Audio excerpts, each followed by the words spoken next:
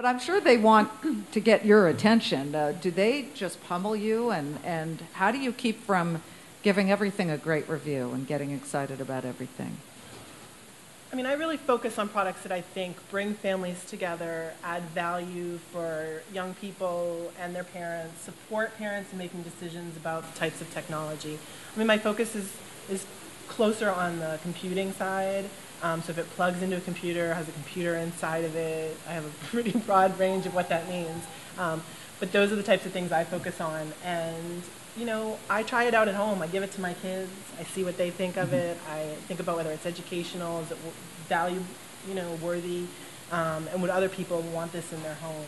So, aside from, you mentioned the Wii, that you feel it has been a real game changer, what do you think is the next big thing in family gadgets and consumer electronics? That's a big question. I mean, game changer is probably going to be the 3D TV, whether we like it or not. We don't always have a lot of choice over the types of technology that is presented before us, and it's just going to start appearing everywhere. You know, one of my favorite products that I saw, I've seen a lot of really fantastic products, so I don't mean to call anyone out, but my family watches a lot of TV, I'm sorry to say, and we play a lot of video games.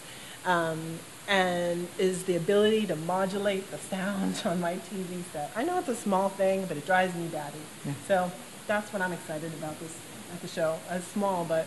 Yes, sir.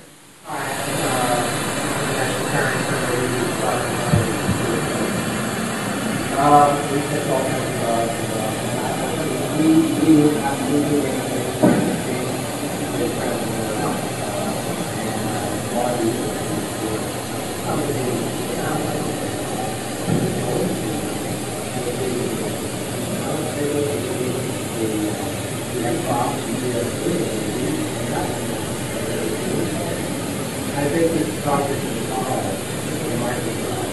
It will be very and you got to sense. I have not gotten my hands on it yet. I'm a little upset about that, but if anyone from Microsoft is here. Let me ask you a question. I agree with you. Why do you think Natal is going to be so big? What is so great from where you sit? It's the same sort of interactive experience, but it's beyond the original product. Right. So those of you who don't know, it's called human trans. What'd you say? Oh yeah. Okay. So you can literally walk in. Did you ever see Minority Report with Tom Cruise where he moved like that? That is exactly what it will do. Human interface. Sorry, that's the term. They call it human interface. And now you'll do gestures, facial expressions, and it will read those. And you know, there are a lot of gestures out there, you know, so you can imagine. But we interviewed the guys over at Microsoft, and they were talking about human interface. But there are a lot of people trying to rush to do that, for whether it is video games or now just computers. You know, we're moving at the speed of sound, and as Bill Gates would say, the speed of thought. That before, you know, I want to say 2 years ago at CES, it was, touchscreen. Well, now it's like, don't even touch it. Just move your hands and do the happy dance or whatever, and this thing will read your human gestures, and I think that's pretty fascinating. But again, you know, when we've got Max and Steve here, they're talking about hardware and technology, and you can't do one without the other, can you, Steve? I think that's very true. I mean, I've been in technology all my life, and I think the most successful technology is actually taking already established technology and making it better. I mean, we talk technology that everybody uses in their everyday life. I mean, GPS, and as you said earlier, I don't know how I got to meetings without GPS. The mobile phone, I was there when they were this size. Now they're this size. And what we did is we took all of those together and we went and squeezed them. So I think technology is great, but I think technology has to have a real need. And often too many technology companies go out there and say, hey, I've just developed this technology, and now let's find a need for it. Max? Well, I would say for our case, you know, the robot has a large amount of mechanical engineering involved in it. Electrical engineering for the electronics, software, artificial intelligence, optics, lasers, and so on. And when you really can have all of those disciplines under one roof, working together, you come up with a very good product. If you see some products in the market where the hardware is from somewhere else and you slap on some software from somewhere else, ultimately it won't work very well because the engineers from hardware and the engineers from software are not really talking together, and it's not a cohesive effort. For our case, in these kinds of products, because it's the entire team is under one roof, you come up with a phenomenal product. I mean, we have invented cutting-edge robotic technology to clean your floors. And by the way, hello to the Neato team. Well done. Yeah. I mean, yeah, go ahead, Trevor. One of the things I love about both of these products and what I'm looking for here at CES is that they do what they're supposed to do. They don't have a lot of bells and whistles to do other things, because I hate it when I buy a product and I just want it to, like I want my cell phone to make a phone call. I want my vacuum to pick up the dirt off the floor. I don't need it to like shoot fireworks in the air. Right. And if it does, that's fine. But my primary goal is that the product does what it says. And these products both do, but that's the type of thing that I'm really looking for in products. That's an excellent point. My dad used to say, don't buy the fax machine that also copies and prints, because it'll do none of them very well. But I think going back to the GPS point, I wonder, are we creating an entire generation of people who can't read maps? I would disagree. I think that I'm the same way, Steve. I can't live without the GPS. I'm totally insecure now, but I could still read a map. It's like when mini calculators came out.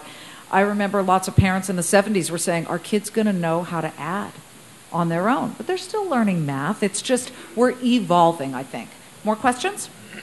Woman in the pink? Yes.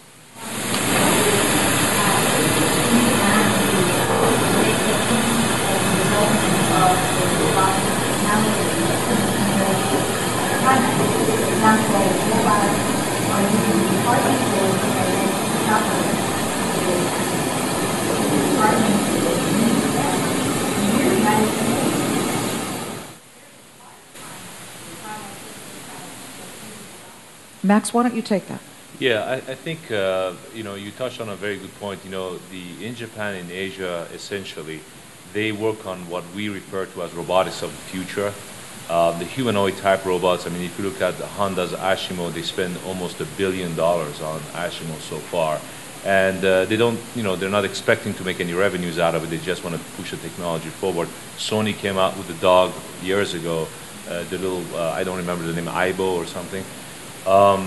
But in any case, those are robotics of the future. And then, unfortunately, when you look about 7 years ago, or so on and so forth, 7 years ago when they came up with the first robotics product here in America, they were behavioral-based robotics, which means because the sensor costs are so expensive. I mean, if you want to put all of these sensors on a robot to make the robot intelligent, the cost goes through the roof. But now, the electronic cost has come down quite a bit. So we were able to take commodity electronics. Microprocessors are now running at 200 megahertz. Memory is cheap. You have non-volatile memory, and put everything together to come up with a practical robot for appliances. But the Asians are into humanoid robots, and they always push the envelope. They don't expect to make any revenue out of it, but they have a culture that is more gadget accepted. Yeah, that's definitely a cultural thing. I don't think Americans are as comfortable with those types of robotics in human situations. But I think actually we do a lot of research here in the United States. I mean, this is a little bit off my expertise, but places like MIT and things like that do a lot of robotics work. But their focus is on making the robotics more human accessible. So you're not seeing them yet, but those types of sort of mechanical and electrical engineering technologies are being combined with other technologies. A couple more questions. Yes, sir.